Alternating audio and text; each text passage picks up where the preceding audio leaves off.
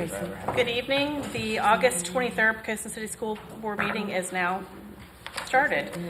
I will let Miss Lexi to read us through the pledge, if you will, and then our inspirational reading.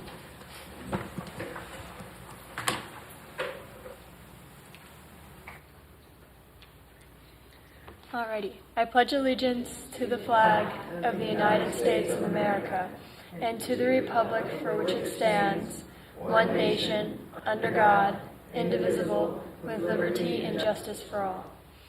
Thank you. Alright guys, if you don't know me already, I'm Alexis Pashanoff. I'm going to say to kickstart this August meeting, I'll be reading two little quotes fitting for the back-to-school setting that we're entering. Starting with the quote from Gandhi, live as if you were to die tomorrow, learn as if you were to live forever. The next one is from Jenny Han. I've always loved the first day of school better than the last day. First are best because they are beginnings. Like I said, I'd like to thank you for having me. Sorry. Thank you, Lexi. Appreciate that. I'll do it eventually. Just like we'll eventually get your last name. You did wonderful. Ms. McKay, are there any additions and/or modifications to the agenda? Great. The next one, I do a little bittersweet. It's a recognition for our outgoing school board member, Mr. Jordan. And I will say, I know he has served on our board for 5 years. I think everybody up here that served with him will agree that we appreciate your leadership and your guidance, Jeremy. I think when you first came on the board in 2017, I was one of maybe the 5 people in the city that didn't know you at the time. So it's been great to get to know you and to serve with you. And I know, you're moving on to other things and busy with your kids, but we definitely all appreciate your service and your time on the board. So I think, without further ado, I know everybody will probably say a few more comments at the end.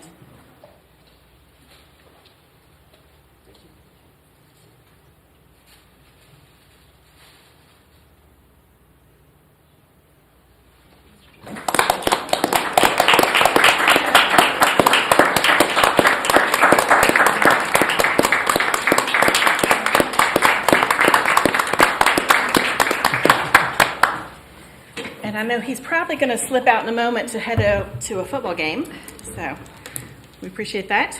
Next up, before I do our presentations and reports, I want to welcome our 2 new members that we have, or 2 new school employees that we have. Lauren Gray, who is our new Director of Accountability, as well as Deborah Oakes, our new Director of Student Services. So we're excited to have you both join us and looking forward to y'all working with us. Next up is presentations and reports. The first one is going to be Mr. Tillett for our school opening and instruction update. This is going to be the most brief presentation I've ever made or maybe ever will make. No, maybe so. We have consolidated tonight because we have an ambitious agenda. So we have embedded the comments I normally make in instructional update. I will say, though, that there's some exciting things we'll be sharing tonight. Some really good news and some challenging news as we move forward. But I do want to say there's an excitement in the air. You can feel it as school's getting ready to start. I passed a young man on his bike, and I stopped, and he was crossing in front of me, and he looked and he said, "Aren't you the principal or something?" And I said, "Well, sort of. I'm the principal's principal." And he said, "Well, nice to see you." And he got ready to go pedal off. And I said, "Are you ready for school?" He turned around and he said, "Absolutely, I can't wait." And so it kind of charged my battery a bit for a kid probably, I'm guessing he's one of yours, Miss Bunting, probably a middle school kid. Can't wait to get to school. So we're excited, a lot of excitement in the air as we get prepared. I will say we have worked tirelessly over the summer because in addition to the things you normally do in the summer in preparation for the start of school, we have been expediting a middle school move-in. And you're going to hear a lot about that tonight. So it's good news, but we are literally going to slide into home plate at the final hour. So that's exciting, but also daunting as well. In addition to that, I want to thank a lot of people. First, I wanted to thank Jeremy before he got out of here. Mr. Jordan has been an incredible board member. I just wanted to thank him for his service. He's also been a good mentor to me since I've been here. He's one of those you can pick up the phone and call and get sage advice. So I thank him. Sorry I couldn't say it while he was here. I guess football is calling him. But he's a wonderful human being, and I appreciate very much having the opportunity to work with him. And also, as part of this presentation, you're going to hear a lot about hiring. And since we tried to streamline it, I just want to make a few comments about that. This has been the most challenging in my 30-plus years career hiring season I've ever been through. We are really in a national educator shortage. I've networked with my colleagues around the region, and it's been very, very challenging and frustrating. But with that said, I want to thank publicly our team, our principals, and central office staff have been creative and aggressive in our hiring practices, and I think it's paid off. You're going to hear in the report we're down to just a few positions, and even a couple of those we have candidates that we're vetting as we speak. So it's been a big success. You're also going to hear in this report tonight from Dr. Hill early preliminary results. They're not official, so we've just kind of hit the highlights, but it's good news for Poquoson. Our kids have done very, very well in spite of arguably the most challenging 2 years in public education, certainly in my lifetime. So some good things to be excited about, but some real challenges coming ahead as we are preparing to, open 4 schools, one of them being virtually brand new. Dr. Ratliff has been literally physically moving boxes himself along with a moving team in preparation, but we'll talk about this later. But some exciting things, just want to share those, and as well want to welcome Lexi and also Ms. Everett to the board. So thank you. Dr. Hill. Good evening, Madam Chairperson, Superintendent Tillett, members of the board, guests, and colleagues. It's my pleasure tonight to share the instructional update with you. So exciting news. We know that the board has already received invitations, but we wanted to extend a reminder that PCPS is holding an event on Thursday, September 1st called Spark, because we are igniting this new school year. It's going to be a high energy kickoff to the school year. It's a choice-based professional development day, and the unique thing is we have presenters from inside the school division, teachers, administrators, Mr. Tillett, and we also have some presenters who will be joining us from outside of the school division. So it's a conference style event. There will be food trucks and a DJ and some giveaway prizes. So we invite you to come out and enjoy us and join in the fun. So our recent COVID update, the CDC is currently communicating COVID transition rates now as either low, medium, or high. And so we track this daily, and in Poquoson, the current community level is low. So here in PCPS, we're back to normal, pre-COVID, normal operating status. Obviously, we'll continue to follow VDH guidelines, and we're going to monitor transmission levels, and we'll keep those updated on our website. And we also want our public to know that we're going to continue to implement the safety protocols that we've had in place, the electrostatic and deep cleaning of classrooms, buildings, buses, the reinforcement of respiratory etiquette and frequent hand washing breaks, the use of hand sanitizer and disinfecting wipes in classrooms and common areas. And then for any staff or student who would like, we're going to have masks available, still totally their option. And then we will have a COVID communicator who will be available to families and staff to provide guidance regarding any current protocols, to answer questions, and then to help provide us with updates on any VDH guidance so we can make sure our website's current. So the preliminary SOL results are out, and they are preliminary. So we want to make sure that that is clear. But the good news is that all of our Poquoson schools are fully accredited, and that's definitely something to celebrate. Preliminary results that we've looked at indicate that our PCPS students did comparatively well in contrast to the rest of the state, and actually in many cases, in most cases, outperformed their counterparts across the Commonwealth. So when we look at the data, there are actually two rates that are communicated. The accreditation results from the standards of learning is what the VDOE does, and that includes growth and extra points for recovery, progress of our English language learners, and also any substitute tests. And then the annual pass rates are basically just the raw data, who passed, who didn't pass. So currently, the VDOE is only updating the annual pass rates, and in mid-September, they'll have the regular accreditation results available. So as soon as we have those updated statistics, we'll provide the board with a thorough and detailed report, and we'll also share that information with our community at large.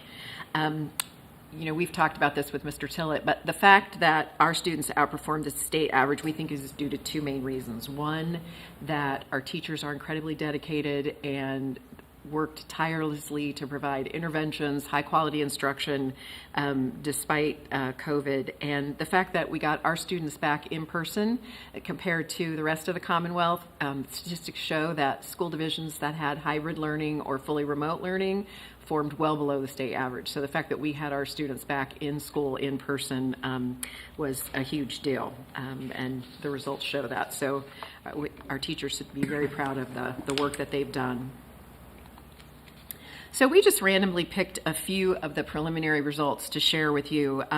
Growth is a new measure in accountability this year. So once the VDOE verifies those and they adjust for growth and recovery, et cetera, these scores are only going to increase, which is good. They will not go down. So the first line, if you look at it, is Poquoson Elementary School, our students with disabilities. And you can see that our pass rate is exceeded previous pass rates. So that was very encouraging. I mean, there are a lot of school divisions who are not in the good stead that we are, and we're very pleased. The elementary school, all students, while there was a slight dip, it was minimal. And, coming off of 2 years of learning loss with COVID, it's pretty phenomenal.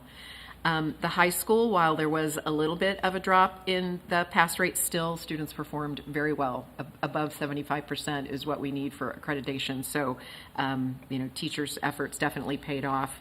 And then at the middle school, with all, in the 92% is huge. And again, some of these percentage points could increase up to 10 percentage points. So they will definitely be increasing across the board. So,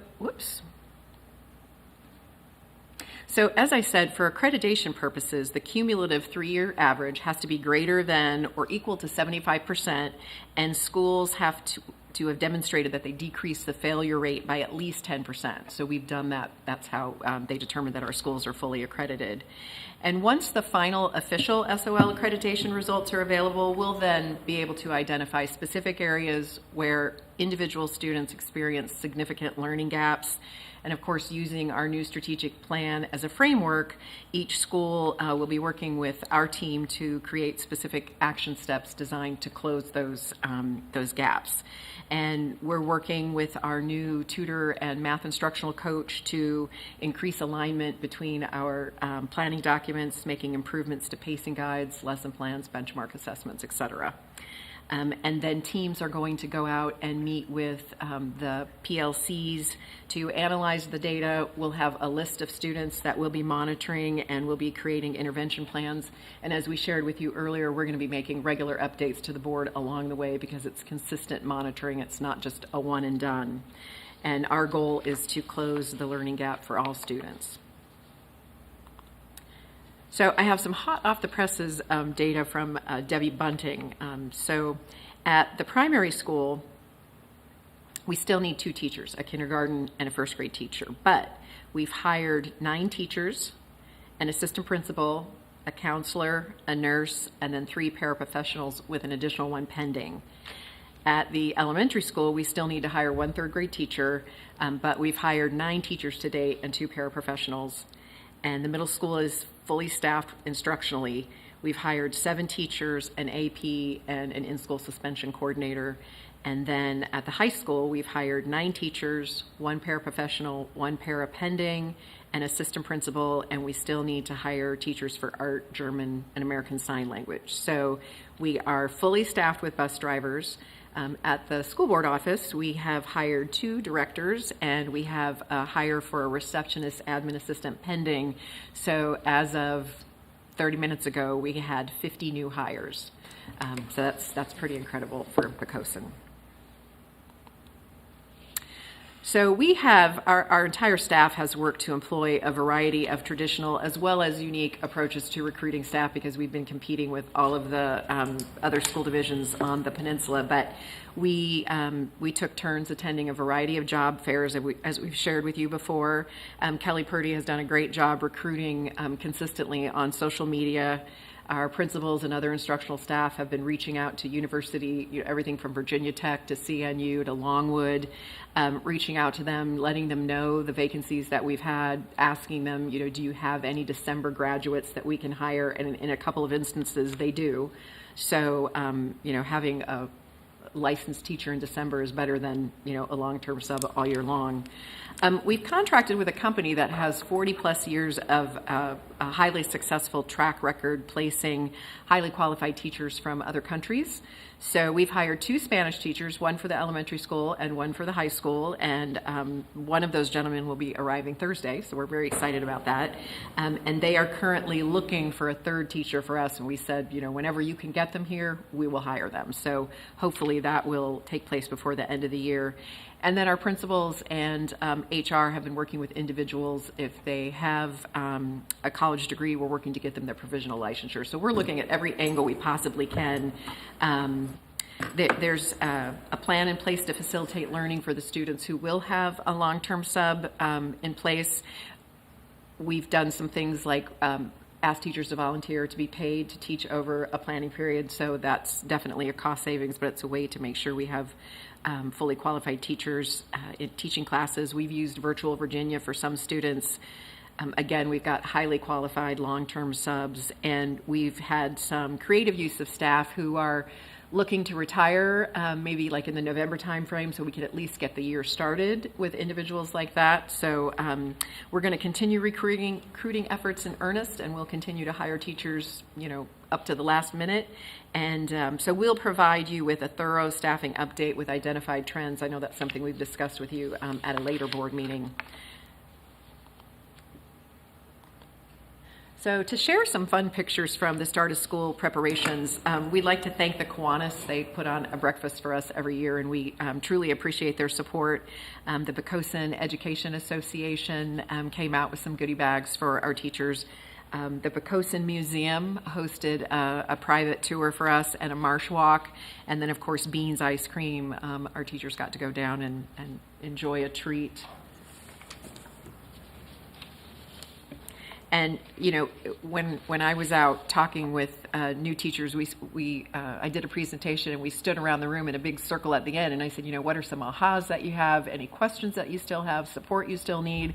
And one teacher raised her hand, and she said, I'm not a new teacher. I've taught in other divisions. And I have to say, Poquoson makes me feel wanted. Everyone's asking me, what do I need? You're providing support, and it's really nice to be part of such a cohesive team. So Mr. Tillett wanted me to share that because that's nice to hear. So we have lots of new programs. Some of them we've alluded to before, but we've been able to utilize ESSER monies. And so we're looking to provide teacher support and student support with additional programming, resources, software programs, et cetera. Kelly Purdy heads up our mentor program, and we are focused on recruiting and retaining highly qualified staff. So typically the program was a 1-year mentoring program, and we've expanded that to a 3-year mentoring program. So these teachers have not only a building-based mentor, they also have a retired teacher mentor. So we're really working to build a network of support for those new teachers, so they're learning their craft. As I said earlier, we have a math instructional coach and a math tutor, and we're taking a multi-pronged approach to instruction. So the math instructional coach will be working with teachers, creating pacing guides, co-teaching lessons, modeling lessons, attending grade level planning meetings, and then of course they'll be working with the math tutor to analyze data to determine what students need interventions so we can close those achievement gaps.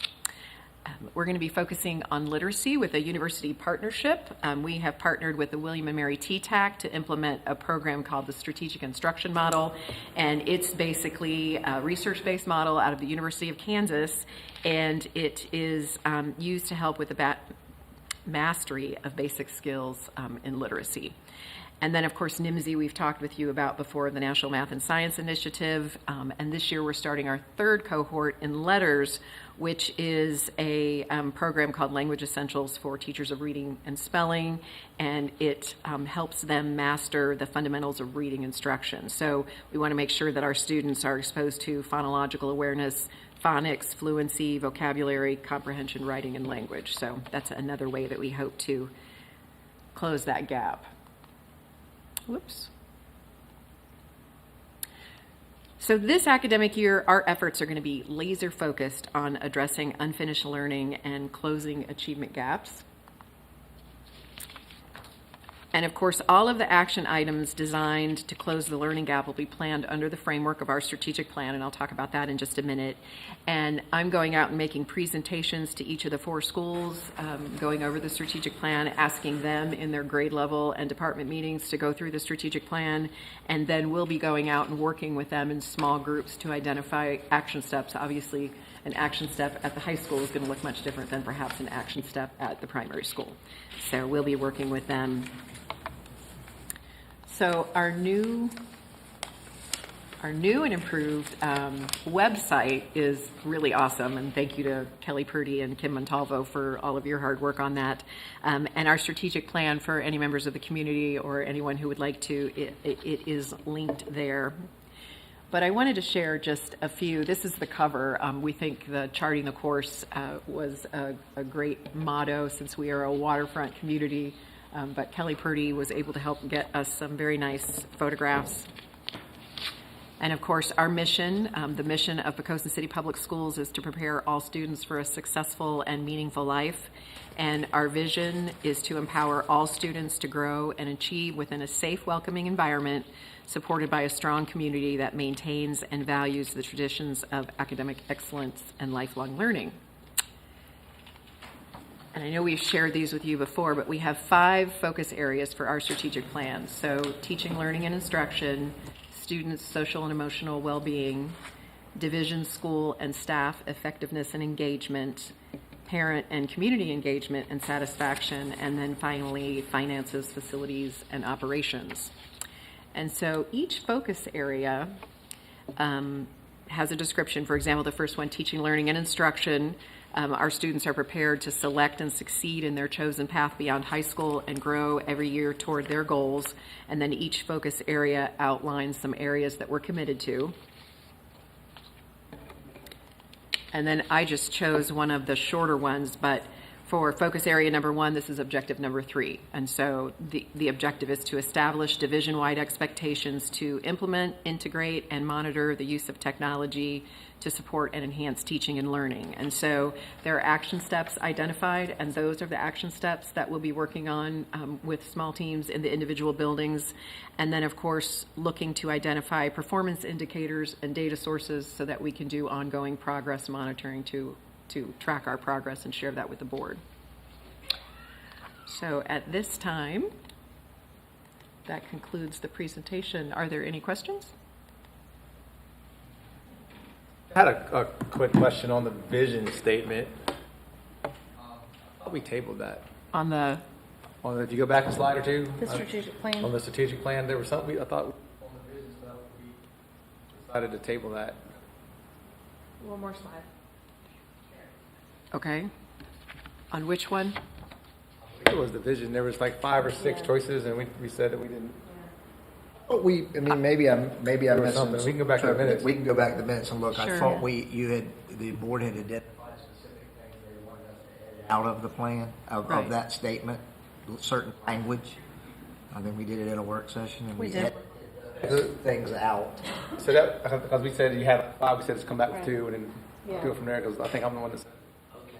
Okay. Maybe so. We'll go back and look. We at can the certainly minutes. go back and decide bring that up. We thought we had taken out the the language that the board was, a couple of members of the board were not happy with, and left the language that was in agreement. I thought so, but we can certainly go back and change that. That's an easy fix. We can always, of course, this can be a fluid document. It is supposed to be fluid. We can change it every meeting if we want to. But we'll go back to the minutes, and if we want to bring that back up in a future meeting. But look at it. You've got a copy of it in front of you. If there are some things you want us to tweak, we can certainly do that easily anytime. Absolutely. Thank you. Okay. We talked about using Virtual Virginia. How many classes are we currently going to be using Virtual Virginia on this year? You would ask me that. I think 2, but don't quote me on that. I will get that information. Andrew might know. Yeah. You don't top your head, hate to call you out. Okay. 1 or I thought 2. it was a lot. Yeah, not more than that. I mean, we tried. Way more than that. Oh, you think? Okay. We will get you that information tomorrow, and I'll have Dusty send an email to the board.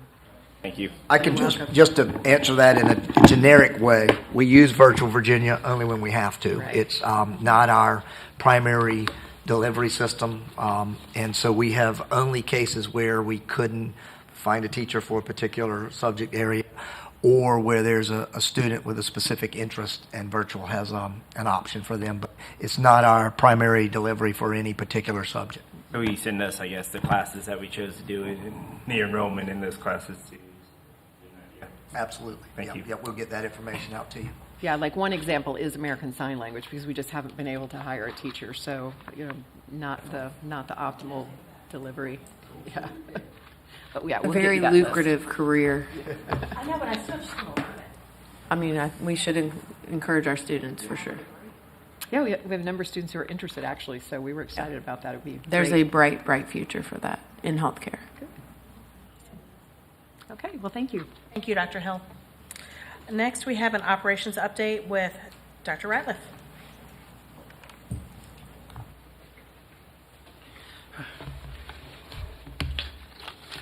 Good evening, Madam Chair, Mr. Tillett, and board members. So I do have a fairly lengthy presentation to go through, as we have several things to kind of review and to talk about. First off, we'll talk about the middle school and where we're at now, and some of the things that we've learned, and the plan that we have moving forward at this point. So right now, we anticipate having the certificate of occupancy either August 29th or August 30th. We feel like there's a fairly high likelihood that is going to happen. At this point, 90% of the furniture has been delivered, and from the phone calls we just got, it looks like the remainder of it is here right now. However, it's not due until the morning. So we're doing well on that. That was one worry when we first went into ordering, as many of the people told us that the time frame that we were looking at, we couldn't get furniture in. So at this point, we absolutely have most everything that we're going to have there. Had movers, and what they're doing is all the furniture is going in the gym. And with the new furniture, some of it comes put together, some of it comes partially put together, some of it is not put together at all. So the gym becomes a staging area at that point. For example, some of the things that have been happening in there are student desks being put together. They come in the legs and then the top separately, so they just have to be put in there. I've had movers in. They started on August 4th, moving belongings from the high school, the elementary school, and the primary school to the trailers and to the middle school gym. The gym's quite full right now, and then moving everything that we had in the trailers to the gym. What we have started doing from that point is Monday of this week, we were able to get boxes and teacher belongings into the first floor classrooms. So as of today, right now, all of the teacher belongings, everything that they had boxed up, if they're on the first floor, it's in the classroom waiting on them. And Monday of next week, I anticipate us having all of the second floor classrooms going in. Teachers shouldn't be in until Wednesday of that week. At that point, we'll also have hopefully all of our teacher desks, teacher storage areas, and working on student desks. So we're on a time frame with the furniture and the teacher belongings that we feel like we're going to be pretty strong and be set when teachers are in and give them time to get ready. if we do get the certificate of occupancy on the 30th, what we are looking at is the first 4 days of school being virtual. And really the big thing that we're looking at is when teachers come back, all of our teachers came back to work this week, and the first things that they're doing after they get out of the meetings with the principals is getting the rooms ready to go, getting everything set up. And the middle school teachers really haven't had that opportunity. They've kind of had to float a little bit of everywhere, and we've commandeered all their belongings in boxes, so they can't really get to that. So they're really, as much as anything, just need the time to get set up so they can be as prepared as they can for students. The furniture vendor will be here actually tomorrow to start putting furniture, or they have been here a couple of times putting furniture together, but to continue that and to start moving furniture into classrooms.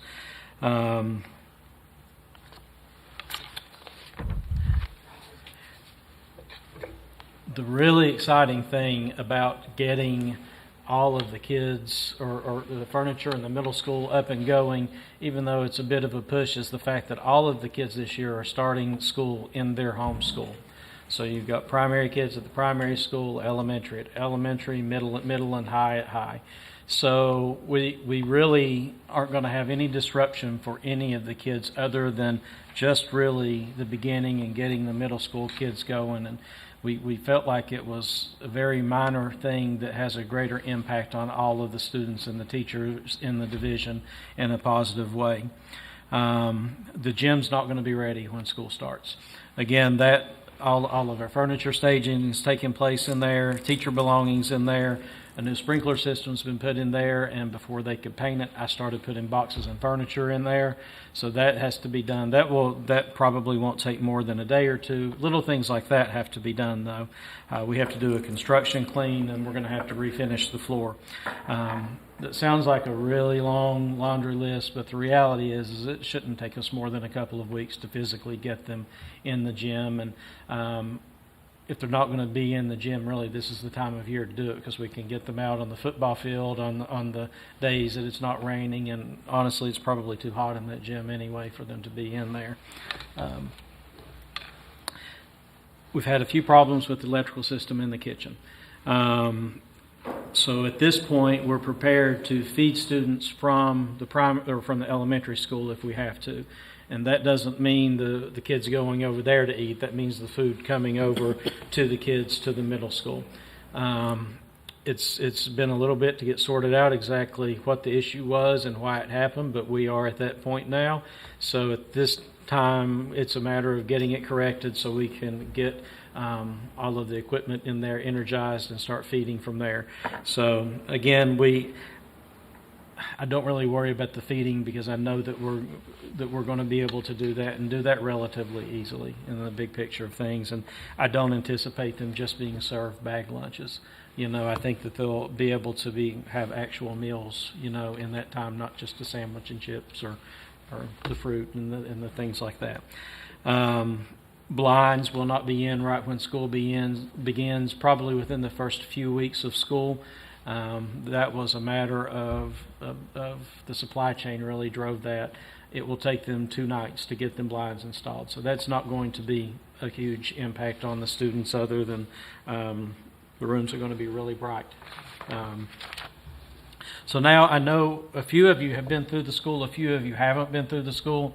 So I kind of, over the past week, have gone and taken a few pictures, and there are things that aren't done and things that are incomplete, but just to kind of give you guys an idea of where we're at with the school.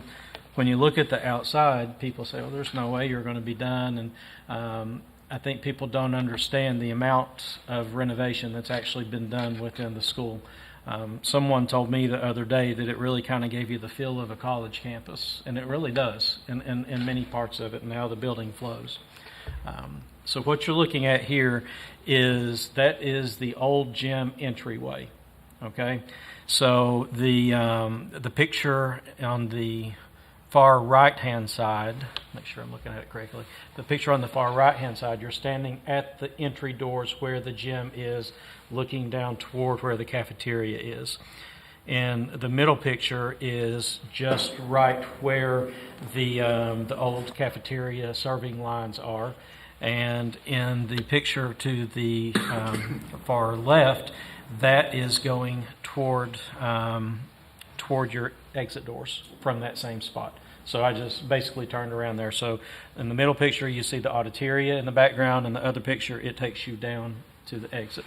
And if you remember our old entryway there, it's quite a difference in what you're walking into. Auditoria is going to be pretty impressive when they're done with this. Even as of today, there are a lot more railings up. We chose to go with railings in there from the beginning, learning from someone else who had gone with this same design and had to go in after the fact and add the railings while you had kids in. So they're working on the installation there. So what you see is on the right-hand picture, you can see if you look, there are 3 different levels. That's where the students will eat. So essentially there's a ramp on one side that goes to the second floor landing and on the other side that goes to the first floor landing. So you have those 3 different levels.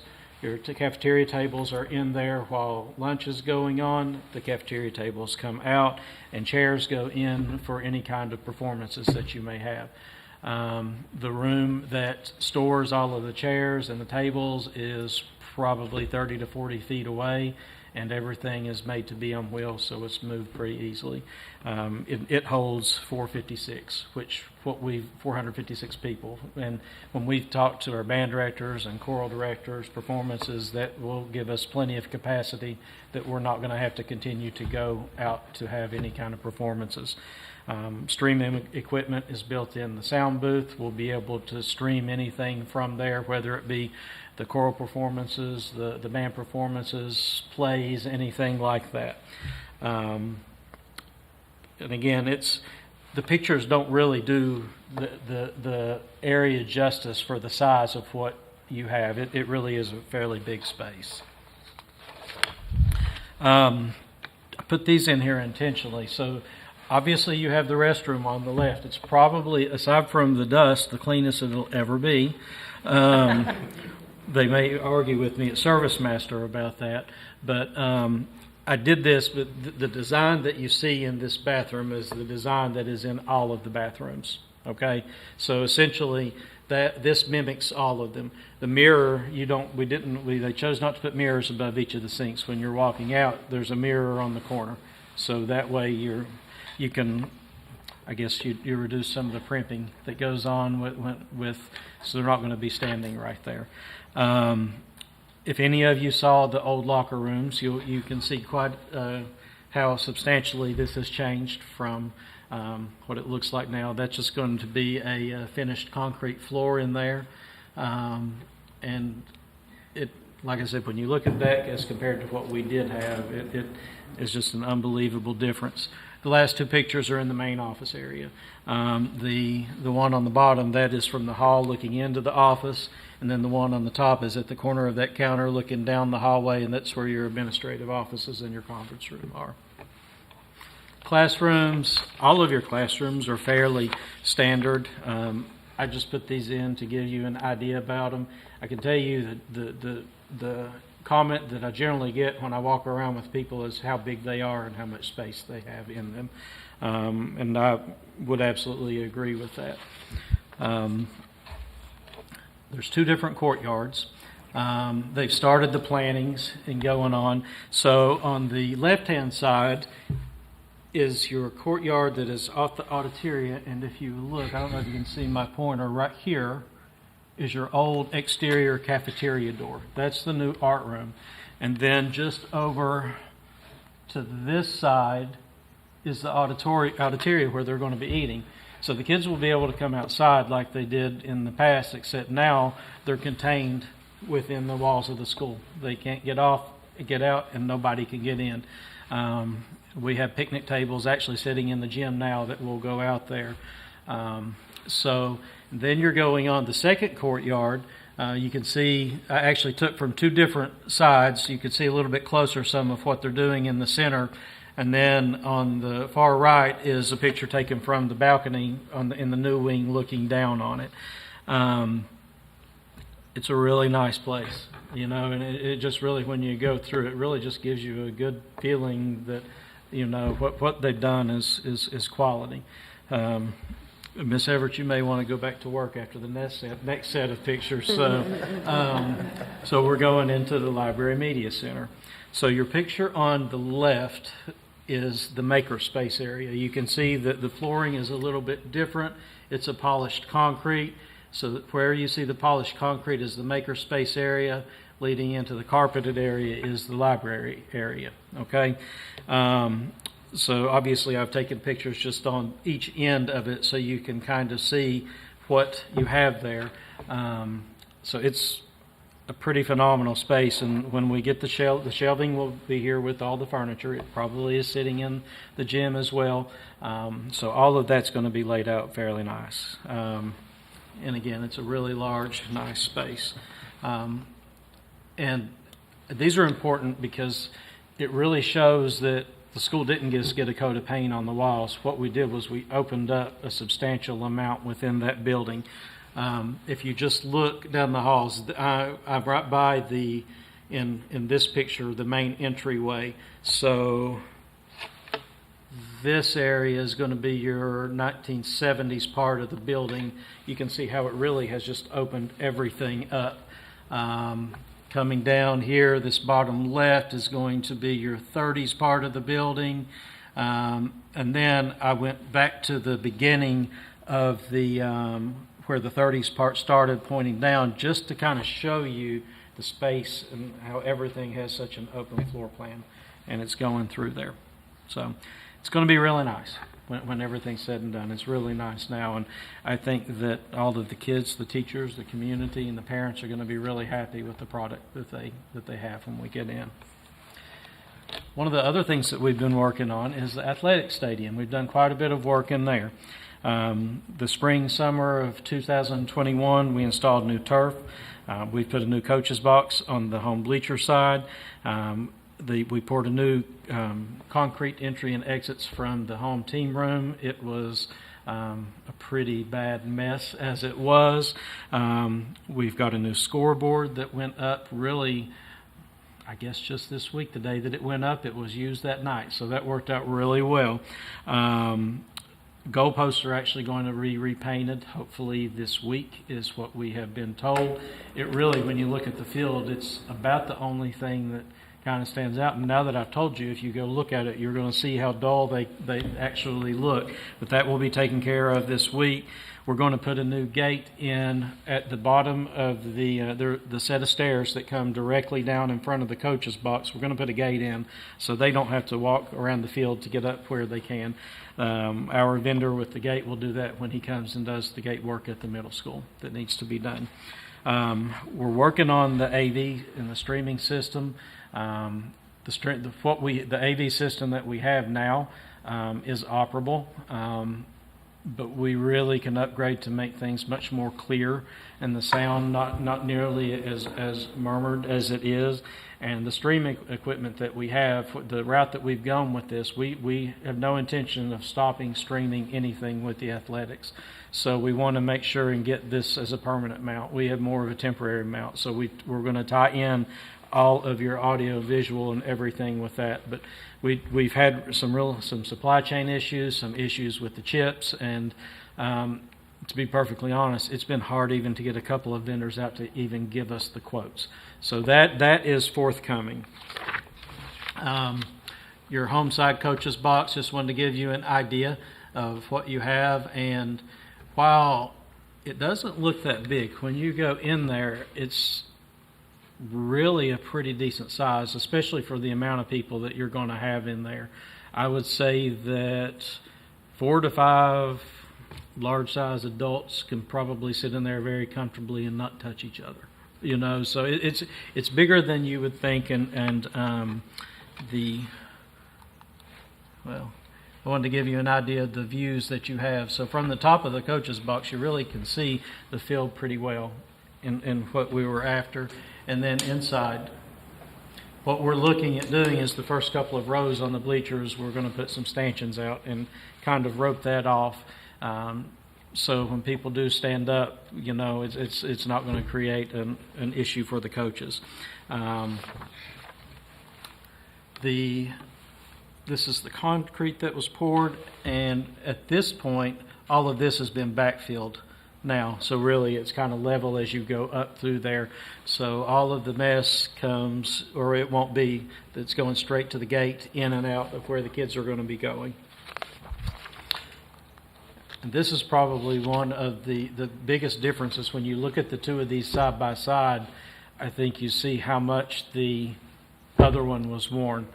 I wouldn't let them put the sign back up on the new one because I didn't want to put the faded out sign on the new one. So we're going to have to work on a new sign And to I go think back with up. this one, we can add on to it, right? Yeah. So there's an That's option old to put news. like Yes. fireworks in the future and stuff. And, That's there- awesome. and everything's wireless with it. It's So- fireworks. So it shoots off fireworks if we score. We don't have that yet, but It's not that's, that. There's add-on options. Do we have enough money in the budget for that? Not now. All I'm saying is, Donation. what are we doing for the That's gym? fire department Let's here, talk make sure about you're doing the it right. gym before we talk about fireworks. I know. Just saying. I don't think I Confetti. realized how Environmental friendly. I guess bad hours looked until you really see these side by side, and it really does show you the difference in the two. I had hoped and anticipated that the gate was going to be added this week, but what is happening with that is he is waiting on the grading to be done around one of the retention ponds at the middle school to get that fence in, and when he comes, he's going to do all of the fence work at the same time. But as you see, when you come down the coach's box, the stairs are in perfect alignment right there, actually, with where the team really stands during the game. So they're going to have a direct route up and down pretty easily. We've had our tennis courts all resurfaced. These have come out and look really nice. We've heard lots of good things about that. And we've put a lot of work in for the traffic control loop. This has come out pretty well. So the pictures that you're looking at right now are on the cafeteria side of the building. So you're coming in and let's see, this is coming through, and obviously around the corner. Make sure I can get my perspective right. Now, what's important about these two pictures is I went and took these the day after we had a heavy rain. Several of us have driven through it when we had these rains to see what was going to happen. And so we know that drainage was a little bit of a worry with some people. There were zero drainage issues whatsoever. You either had the water running directly across the road or traveling to a low spot and everything going across at a low spot. This area here that looks rough, that's where the grass has gone, where the heavy equipment was sitting. So you can, like I said, there was zero water puddled that morning, and this was first thing of the morning when I went out and drove that. That's taking you along the road, and this is the tennis court side. So you can see we put the walking lane all the way down through it, so it's wide enough to have your car, and then basically a sidewalk area for the kids to walk on to keep them away from the cars. And I will say there's a few little things that have to be done, and I've gone out every day to look, and typically every morning have actually seen people from the community or a couple of our teams even running on it. So I think it may get a little more use than what we had thought. And as with the work, they also poured two different sidewalks. So you've got the sidewalk over at the back entrance to the building, and then to the cafeteria as well. Okay, moving into safety. So we've updated our crisis management plans for this year. You guys should have a copy of those tonight. Each of the individual schools is still in the process of updating theirs. So essentially, the plans that you have, we don't necessarily publish for everyone to see. So the schools take those plans and they pull out the important parts, such as tornado drills, things like that the people will have to follow. All of that goes into their plans. So that's why they have a little bit different plans. But those will actually be housed in a master copy of what we have at the school board office.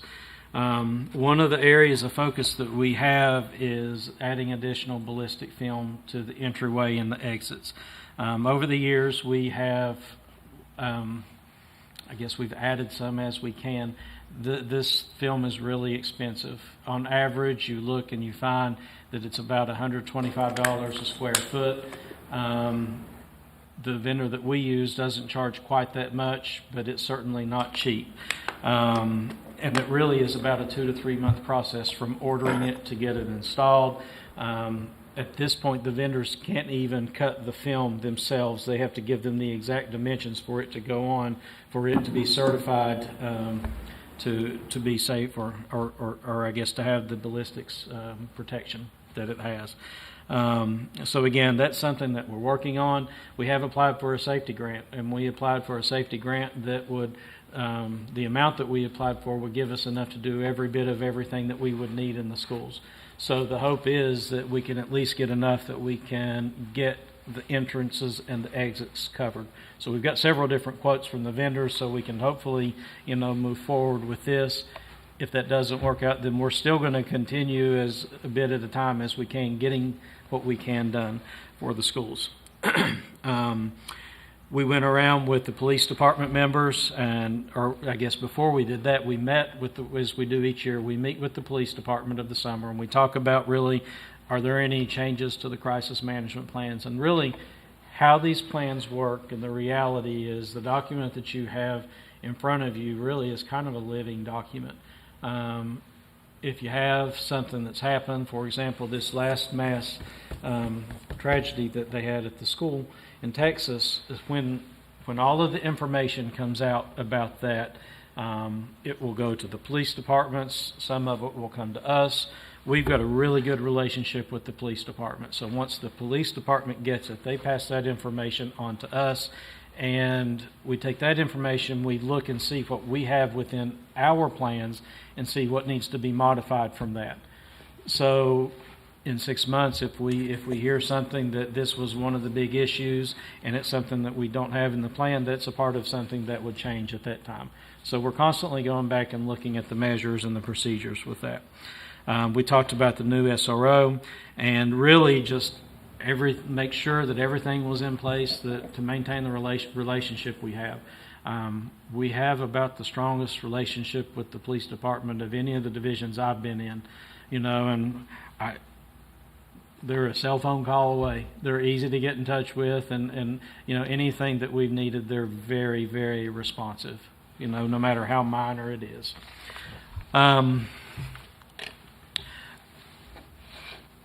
So once we didn't get into the audit. Right now, the division will do a safety audit. Each of the individual schools are doing their own safety audits, and all of that information goes into the division. So what we did this year for the safety audit is we actually had police officers going around with us. A couple board members went, Mr. Tillett and I went, and essentially what we're doing is we're going around the school and we're looking for areas that could be an issue. For example, in one of the schools, we found out that there's a door that didn't latch when it came to.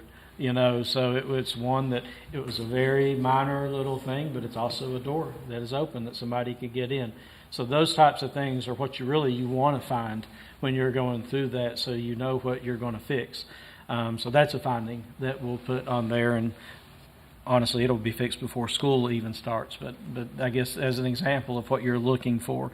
The police department, it was really interesting as we walked around, they talked about their responses and what would happen in the event of a catastrophe or something happening. And it's really pretty interesting listening, to their point of view as a law enforcement official versus our point of view as educators and how they react. And it's honestly very reassuring to hear everything and all the plans that they have.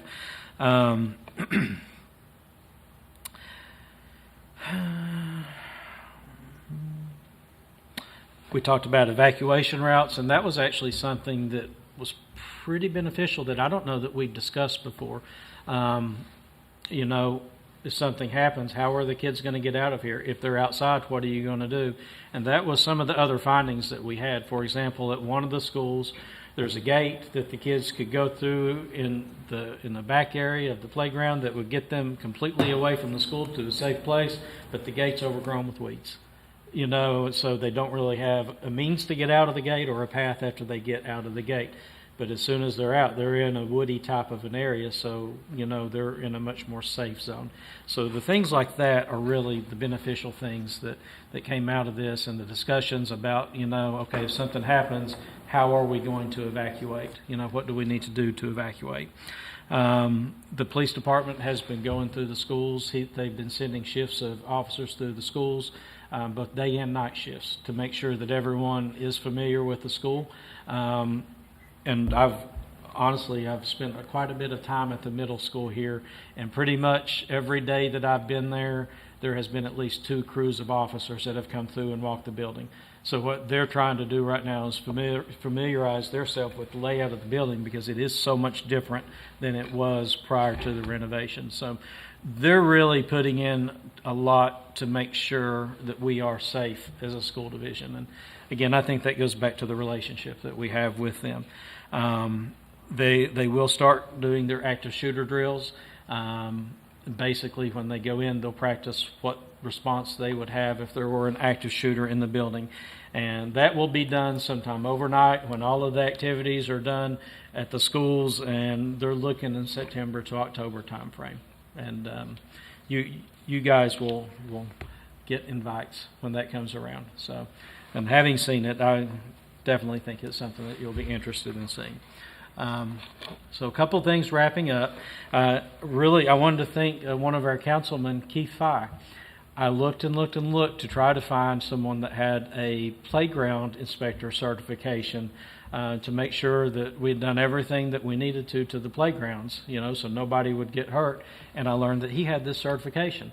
So he went around and he's done all the inspections for our playgrounds. He would not charge us anything. I tried to get him to bill us to do it, and he did that, and he gave us some really good documents to go through, and we had nothing major that we needed to fix. But now we do have the reassurance that they're in the condition that they need to be in for kids to be on them. So one other thank you, Mr. Ferrara, who's here tonight. He's done our drone work. It's featured on a lot of our videos and on the internet. So I don't know how we would have done anything like this without all of the effort and the time that you've put in and dedication. And we certainly thank you for everything that you've done. So. Thank you. And lastly, everything that we've been through tonight wouldn't be possible without City Council, the members on the City Council, them being so supportive of the school division, and what we do, and really standing behind us with everything. The city manager, I've been here for quite a number of years now, and I don't know that I've ever really seen the support that we get from our council and our city manager that you see here, and you guys. You all are the body that gives us the direction to get these things done, and in the end, once all of this gets done, people have more of a sense of pride in what they're doing and what they're on. And even watching Alexis during the presentation of the fields, I'm guessing that you play field hockey. No. So, and just those smiles that you see and the pride that people have when they go in, and and they're going into facilities that are top notch, as most things that we have here are. So that's all I have. If you have any questions, I'd be happy to answer. Yeah, I have a question. I know you talked about, moving out of the trailers and everything, but what's going to happen to the trailers now and, all the decking and everything? Right now, they're a mass storage area. Okay. We're so swamped, for lack of better words, right now with making sure we have everything buttoned up to get into the school. The trailers have kind of taken a seat to the back, and right now they're a good area for us to store things. Long term, we really haven't gotten into much of anything. If I could speak to that just quickly, that's a decision that you all will make moving forward. Right now, as Dr. Ratliff said, our primary agenda is to get in that building. And so there's a lot of options moving forward we could do with those trailers. If you'll recall, most of them were gifted or we paid $1 for. And then we have spent quite a bit of money to bring them up to standard and make them really great learning areas.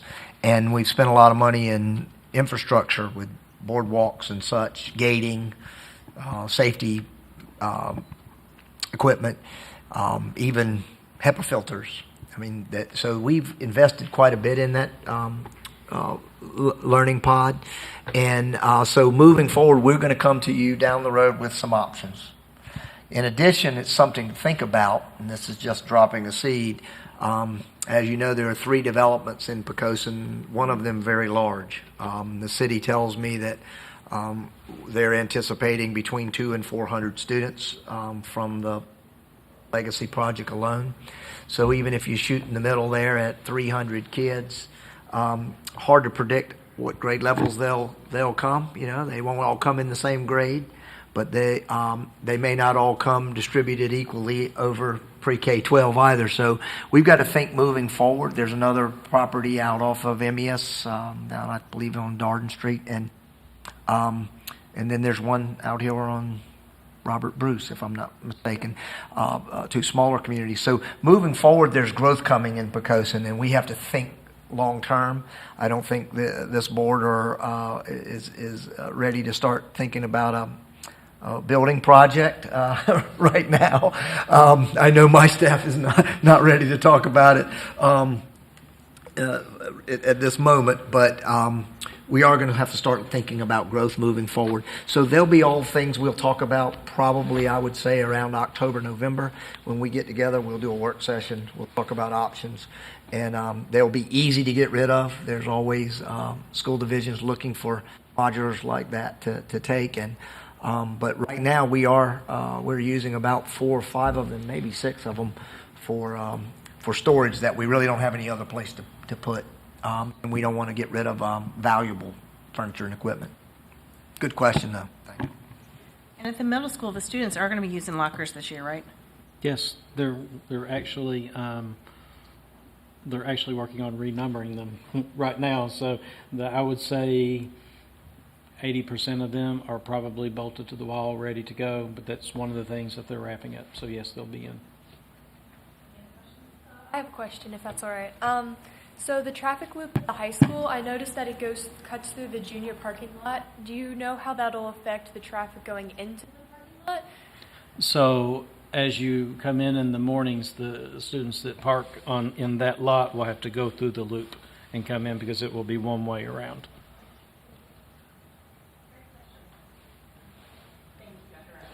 A very thorough update. Madam Chair, if I could, we'd like to get a picture real Sure. quickly with Mr. Ferreira and thank him again and get get it out on social media as a thank you for all his work with us.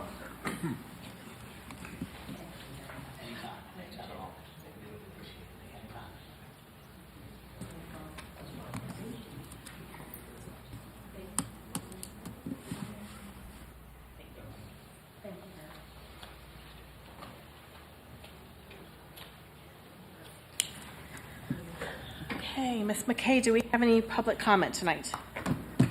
Thank you. And Mr. Freeman is going to walk us through the consent agenda, please. We have 5 items tonight on the consent agenda. A, approval of financial reports. B, authorization to change appropriation and to accept and expend funds in accordance with the attached request. C, approval of personnel action. D, approval of minutes for June's regular meeting, special organizational meeting, and July's special called closed meeting. And E, approval to dispose of surplus property. Thank you. Any explanations for any of those? Nope, they're pretty typical boilerplate items that you all see on a regular basis. We did get rid of some surplus through our policies, equipment that's listed here. And also you have your 2 meetings that we've had with the special and the regular meeting with minutes attached. Great, thank you. Any? I make a motion that we approve the consent agenda. Thank As written. you. Second. Thank Any comments?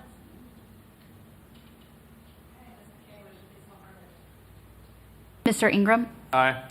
Dr. Goodale, Aye. Mr. Childress, Aye. Miss Martin, Aye. Miss Everett, Abstain. Vice Chair Freeman, Aye. Chair Helsel. Aye. Motion passes 6-0, one abstention. Thank you very much. Next, we're going to move to other matters for consideration. The first one is consideration of approval of moving first reading of changes to policy manual to second reading. Yes, just a quick comment on that. That's, again, something that we do at this time of year every year. After the General Assembly takes action, our attorneys are charged with a contract we have with them to go through all General Assembly action and update our policies accordingly. So as you read through that document that was provided, you'll notice that they were minimal this year. Our policies, I think, affected 6 or 7 policies with some strike and bold. It was pretty typical things that you see. There's some language in there about compensation pay, for example, with classified employees, and most of the language was pretty self-explanatory as I went through it. Sometimes, and we will moving forward if there's anything that comes up in attorney recommendations that may have some question or potential interest for conversation, we'll bring that up in a work session. And of course, have Brad or Nikki available, at least by phone, to answer. But these items are pretty typical of what we see, and I didn't see anything in there that I thought would originate any questions. So we're recommending that you move it forward to the meeting in September, where it will be the second reading and be approved officially. Thank you, Mr. Tillett. Is there a motion? Move that we approve the move first reading to the second reading. Second. Ms. Is there any discussion? Barring no discussion, Ms. McKay, would you please call for the vote? Mr. Ingram, Aye. Dr. Goodale, Aye. Mr. Childress, Aye. Miss Martin, Aye. Miss Everett, Aye. Vice Chair Freeman, Aye. Chair Helsel. Aye. Motion passes 7-0. Thank you very much. So we will move on to the communications and/or other matters by the school board and superintendent. Probably not going to be a thorough one because we haven't started school yet, but All excited to right, hear. so I'm just gonna ask you guys to bear with me first time. So You're obviously perfect. we'll get through this. Okay. So first off, I'm gonna start with the primary school report from Ms. Caton. PPS has been busy all summer in the building, cleaning up and cleaning out in order to be ready for staff and students to return. Spaces are being repurposed and reorganized for new technology coming in, and custodial crews are making everything shine. On August 15th, the primary school welcomed 18 new or us staff to the building, with 3 more positions still to fill. Of those 18 staff members, we are proud to share that 7 of them are PPS graduates. Go Bulls! Yesterday, we welcomed a full staff to the building with a breakfast sponsored by Bayport Credit Union. For the next 2 weeks, PPS staff is going to be busy with setting up classrooms and other learning spaces, attending professional development, and planning for the first few weeks. Families will be sent teacher assignments for the upcoming year by email on Monday, August 29th. The next day, on August 30th, PPS will be hosting the open house / back to school event from 9 to 11 a.m. This event will be a come as you can event where students will be able to tour the building, meet their teachers, drop off school supplies, pick up and complete important school forms, visit the school and community information tables, write some messages of encouragement, and enjoy some photo opportunities. For those who may be unable to attend, there will be a paper packet with the teacher presentation slides and school forms and a welcome video that will be posted on the teacher's Canvas homeroom page. This video will be posted by 3 p.m. on August 30th. Kindergarten teachers participating in the kindergarten screening on August 10th and 11th. We thank those parents who are bringing their students in, and if you're unable to do so, don't worry. Teachers will be completing these screenings, among others, in the first few weeks of school. Kindergarten families should be made aware of the first 2 days of school, in which will be half days for kindergarten students only. We recognize that due to the pandemic, not every student is able to attend preschool or daycare programs. For these students and many others, a full day of school may seem overwhelming. The half days on September 6th and 7th will help our youngest learnings acclimate to the full day. Stay tuned with more information. Thank you to all of our parent volunteers who are already helping to plan for an exciting year and with lots of opportunities for family to be engaged in more in student learning. See you on the 30th. All right. Now moving on to the elementary school at Dr. Wood. PES is looking forward to a great school year. The building is back as just grades 3rd through 5th. It has been cleaned and classes are being set up and will be soon ready for students. Staff came in on Monday and were met with this year's theme of growing greatness. They were treated to Panera bagels, fruit and yogurt, and will receive a plant for each classroom. Teacher assignments will be emailed on August 29th, and the PES open house is Tuesday, August 30th from 1 to 3 p.m. Students should bring their school supplies, and if they have to lessen the load on their first day. We are looking forward to seeing everybody soon. This next one, I'm sure you can guess who it's from, and it's most anticipated, the middle school from Miss Bunting. Poquoson Middle School is extremely excited to be returning to our newly renovated building. We would like to thank everybody in the elementary and high school for hosting us these last 2 years. We appreciate you sharing your space with us. A special thanks to Poquoson High School for accommodating us this week. A part of the next as the PMS staff worked out their cafeteria while we anxiously await being granted their certificate of occupancy to give us the green light to return to our school. We could not be more excited. The building looks great, and we look forward to our students learning in their awesome new school. All of the staff is busy back at work planning for a great school year. While we are still in transition, our teachers are engaged in professional development, and we are actively planning engaging instruction for our students. Our start of school will look different this year, with the first 3 days being virtual half days, but we're looking forward to connecting with our students and having them connect with their classroom communities. In preparation for virtual learning, EMS is holding Chromebook distribution on August 29th from 4:30 to 6:45 p.m. in Poquoson High School parking lot. Students will receive their Chromebooks, chargers, class schedules, and a map of the new building, along with other valuable information at that time. We look forward to opening the doors of our new building on Friday, September 9th for open house.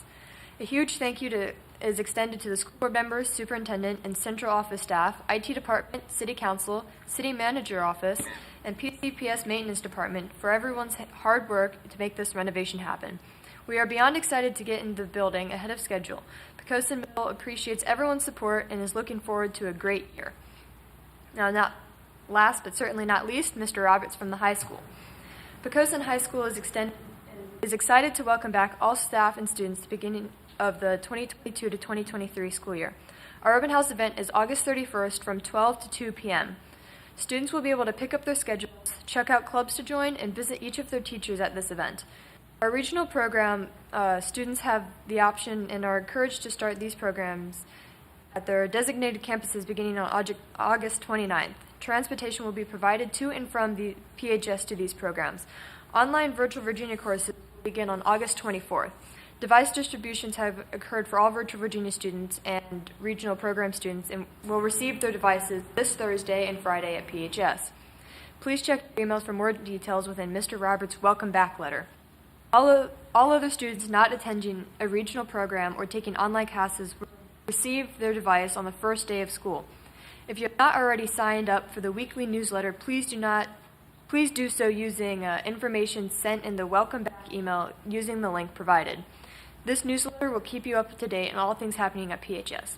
Just a reminder to all seniors, make sure you have submitted your meningococcal, I'm not sure if I said that right. Yes, that. Gotcha. Thank you.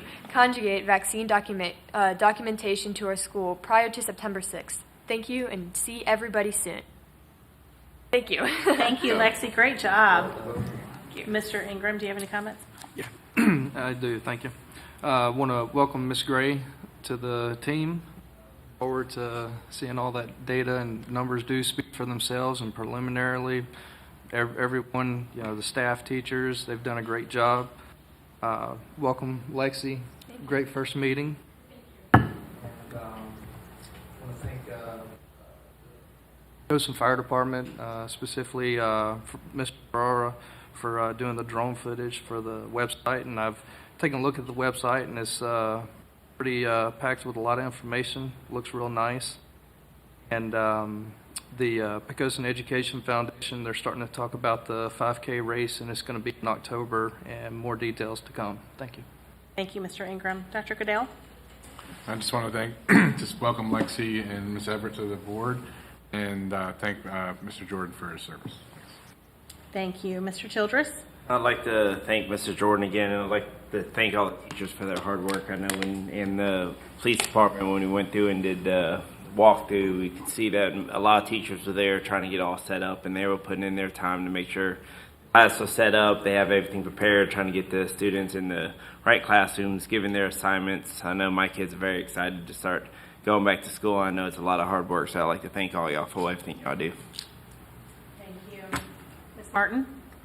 Yeah, I'd like to thank Mr. Jordan for his service, Dr. Ratliff and the team for really expediting the schedule. I've done many projects, and it's rare to be ahead of schedule, and it's a push, and I think it's a push for everybody, and I appreciate everybody being on board.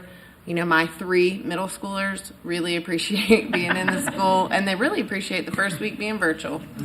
So it's a win-win, but that's a tough road to hoe, if you will, and I really appreciate that work because it's impressive and speaks to the work that the team has done. So congratulations. Thank you, Ms. Martin. Ms. Everett? I'd like to thank everyone for the warm welcome. I'd like to thank the ITRTs. They don't get enough credit. They're in the room videoing right now. And Mr. Tillett, I enjoyed our meeting. Thank you. Thank you, Ms. Everett. Mr. Freeman? I'd just like to welcome Alexis and Ms. Everett to the board. And Mr. Childress mentioned it, but we got to go through the walkthrough of the schools, and I was just absolutely blown away, impressed with how prepared the police department is and the SROs. I asked some pretty point-blank questions that nobody wants to answer, and they answered all of them without hesitation. So kudos to the police department and our school principals for working together on that SROs. That makes me feel a lot better knowing that they're there. And I'd like to say good luck to all the teachers and staff coming up. Look forward to another great school year. And Mr. Jordan, thank you for all your service. You were a great mentor and a great friend. To our returning teachers and staff, thank you for coming back. We're glad to have you back. To our new ones, we look forward to working with you and working with our students. Ms. Everett, glad to have you on the board. Lexi, I have to tell you, I have been on the board for, this is my 7th year, and never had a student ask a question, and I am blown away. Yes, so it tells me right now we definitely made the right pick. I knew that to begin with, but keep on asking the questions. I think it's awesome. Other than that, I don't have any more comments. Do you, Mr. Superintendent? No, ma'am. Okay. Ms. McKay, do we have any material for board review? No, ma'am. With that, I'm going to adjourn us to our work session. Thank you all.